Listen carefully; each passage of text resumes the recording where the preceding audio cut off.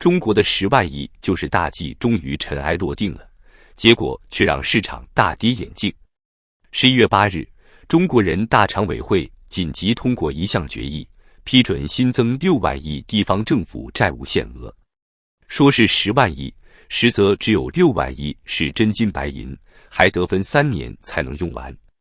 剩下4万亿是从2024年开始，每年从专项债里挤出8000亿用于还债，攒5年才能凑够这个数。这算哪门子的史上最强救市方案？市场反应也够直接，富时中国 A50 指数期货应声跌了 3%。大家盼星星盼月亮等来的救市方案，居然就是帮地方政府换个债主，这不是脱裤子放屁吗？咱们捋一捋这笔烂账。据财政部长蓝福安透露，截至2023年底，地方政府的隐性债务余额高达 14.3 万亿，但这个数字绝对是缩水的。业内人士估算，实际的地方债规模恐怕已超过90万亿。你想想，就拿独山县来说，一个年财政收入不到10亿的小县城，前任县委书记一顿乱搞就欠下400亿，年利息就要40亿，是财政收入的4倍。这样的雷在中国还不知道埋了多少个。现在好了，中央拍脑袋说要帮地方政府换债，用6万亿置换高息债务，按照每年2万亿的节奏来换，一年最多能节省2000亿的利息支出。这2000亿是什么概念？2023年中国房地产销售额是 11.6 万亿，今年预计要跌 25%， 也就是说少了将近3万亿的成交额。你省下这点利息，连房地产销售下滑的窟窿都填不上1/10。而且这6万亿说是3年用完，但按现在地方政府的尿性，踏实1年就得用掉一大半。你想啊，现在各地财政吃紧，有的地方连公务员工资都发不出来了。河南郑州106个烂尾楼盘，60万业主的维权压力，江西、贵州等地方的债务逾期风险，哪个不是要钱解决的？更可笑的是，财政部还说这次债务置换能在5年内节省6000亿利息。这算盘打得可真好听。一个地方政府想拖延还债，随随便便就能拖个1年半载。这一拖，光罚息和复利就能让你这点省下的利息打水漂。就拿前面说的独山县来说，400亿债务年利率超过 10%， 一年利息就要40多亿。你觉得他能还得上吗？不还又能把他怎么样？最讽刺的是，这次救市方案里连半点刺激消费的措施都没有。市场盼着来个真金白银的消费补贴、生育补贴，结果啥都没有。现在的情况是，老百姓口袋里没钱，房子卖不动，企业没订单裁员降薪，地方政府收入锐减，这是一个恶性循环。你光给地方政府换债有什么用？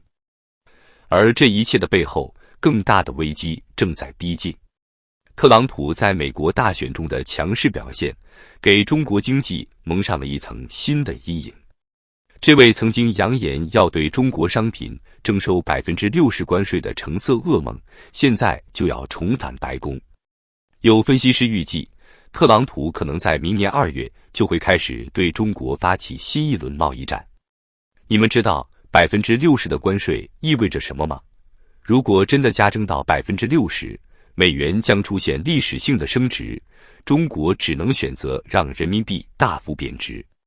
这就是一个死循环，人民币贬值会导致更多资金外流，外贸企业更惨，失业率上升，地方税收继续下滑。所以这个10万亿救市方案的时机选的也很微妙。人大常委会特意等到美国大选结果明朗后才开会，显然是在观望形势。但最后拿出来的方案却让人不得不怀疑中国的决策层是不是已经没有弹药了。中国政府的隐性债务水平很高，很多地方和省级政府已经现金紧张，无力还债，削减服务和拖欠还款已经成为常态。这个新计划说白了就是一种金融工程，只是为地方政府争取时间而已。它既不能减少实际债务，也解决不了地方政府举债能力受限的根本问题。说到这里，就不得不提那些让人啼笑皆非的小作文行情了。最近国内股市真是怪事不断，动不动就有小作文在网上流传，什么四川2.2万亿大基建要来了，某省老百姓收到天量拆迁款，广东要搞超级都市圈了。结果呢，光靠这些不知真假的小作文，就能把相关板块炒出几个涨停，韭菜们可真是好割呀！但你要说这些小作文一点用没有，那也不尽然，至少人家撬动市场的能力比这些官老爷们的正式发布会强多了。你看看最近这些部委的新闻发布会，哪一次不是让市场失望而归？每次都说要出台组合拳，一篮子政策，结果呢，就跟打太极一样，花拳绣腿一大堆，但就是不见实招。更让人无语的是，这次债务置换计划的发布会，财政部部长蓝福安还美其名曰能节省6000亿利息支出，这算盘打得可真够精的。你想啊，原来一年要还10几个点的高利息债，现在换成低利率的政府债券，表面上是省下来不少钱，但问题是，这些债务的本金你打算怎么还？靠印钱吗？说到底，中国经济现在面临的是结构性问题，出口靠加征关税就能打垮，房地产靠印钱也就不活，制造业产能严重过剩却无法转型，而现在的决策层似乎还在用20年前的老办法，就是不是印钱就是举债，不是举债就是刺激基建。但现在的中国经济已经不是2008年那个遍地黄金的时代了，产能过剩，债务高企，人口老龄化，哪一个不是难啃的骨头？更让人揪心的是，在这种情况下，中央还在死扛着不给老百姓发钱。你看看日本、韩国是怎么做的，通货紧缩了就发消费券，经济不好了就补贴家庭。可中国倒好，宁可给地方政府的债务做手术，也不愿意给老百姓发点消费补贴，这不是本末倒置吗？看来这场轰轰烈烈的救市行动，最后很可能会沦为一场自欺欺人的闹剧。如果特朗普明年真的重返白宫，开启新一轮贸易战，这点就是弹药，怕是连塞牙缝都不够。那时候中国人可能会怀念现在这个只有通缩没有通胀的日子。老百姓还以为地方政府欠了债，中央政府出手帮忙化解，就跟化骨绵掌一样，债务就这么化掉了，不用还了。殊不知这不过是换汤不换药，原本地方政府欠债，现在变成中央政府来背这个锅，说到底还是要用老百姓的纳税钱来还。更令人担忧的是，这次的债务置换计划完全没有触及中国经济的深层次问题。现在中国35个主要城市统计了一下，光是城中村和危房就需要改造170万套，按每套100万算，光是这一项就要1.7万亿。而中国的房地产库存超过7亿平方米，按100平一套来算，那就是700万套的库存量。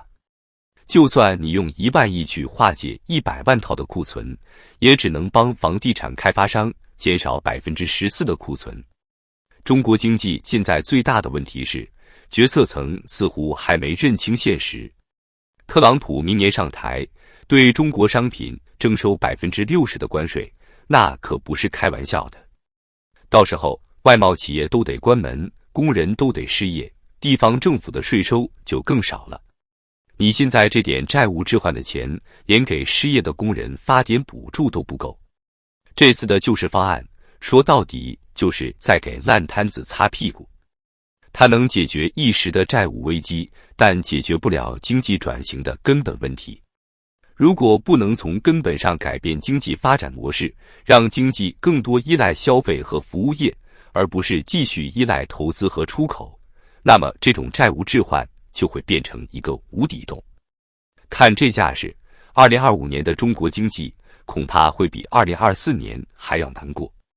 毕竟救市的弹药已经不多了，而市场的信心却越来越少了。或许他们真的该好好想想，到底是救地方政府重要，还是救老百姓的钱包更重要？